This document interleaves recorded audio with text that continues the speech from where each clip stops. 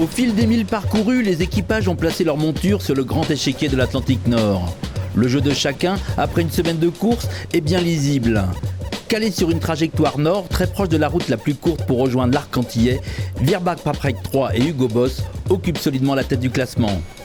Le classement, comme toujours, il est fait par rapport à une route théorique, qui est la route directe, donc sur l'orthodromie, c'est-à-dire la ligne la plus courte sur la route de la Terre, et par rapport, pour les IMOCA, à Mona Passage, qui est donc le passage entre Puerto Rico, qui doivent laisser sur la droite. Et donc ça explique parfois que le classement n'est pas forcément révélateur. Les bateaux qui sont plus nord et plus ouest sont un tout petit peu favorisés. Plus on est nord, mieux on se porte pour l'instant. Les centristes sont également à la fête avec un comeback impressionnant de Bureau Valley, passé de la 8e place à la 5e en 24 heures de temps. Les frères Louis et Nelson Burton, nouveaux venus dans cette classe des 60 pieds monocoques, se frisent les moustaches et c'est tant mieux pour eux. Sur Bureau Valley, on a plutôt la grosse patate. On suit à peu près tout ce qui se passe au niveau des positions, tout ça, et l'option qu'on avait décidé de prendre il y a 2 jours, elle se révèle payante pour le moment. Donc on est à Donf sur le bateau pour continuer à marcher plus vite et à remonter tout le monde, quoi.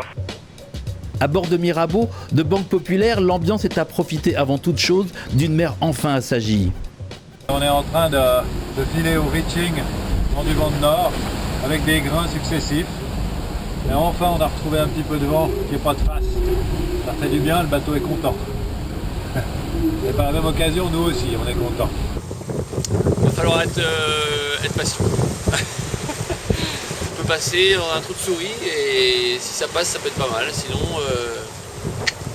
la route sera plus longue. Mais bon, je suis confiant. Comme Banque Populaire, Massif et Safran, Groubel se voyait traverser comme une fleur une bulle anticyclonique. Ils ont été finalement pris au piège de cette zone sans vent, beaucoup plus vaste que prévu.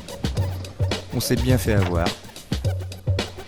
Et là, l'ambiance, elle est pas du tout à la rigolade. Ce pain noir est à manger aujourd'hui. Demain devrait être placé sous le signe d'un faible alizé. Il profite déjà à Actual, lequel glisse sur ses 3 coques à plus de 15 nœuds de moyenne. Dans la classe 40, on apprenait l'abandon d'Avis Immobilier suite à la rupture d'un boulon de quille.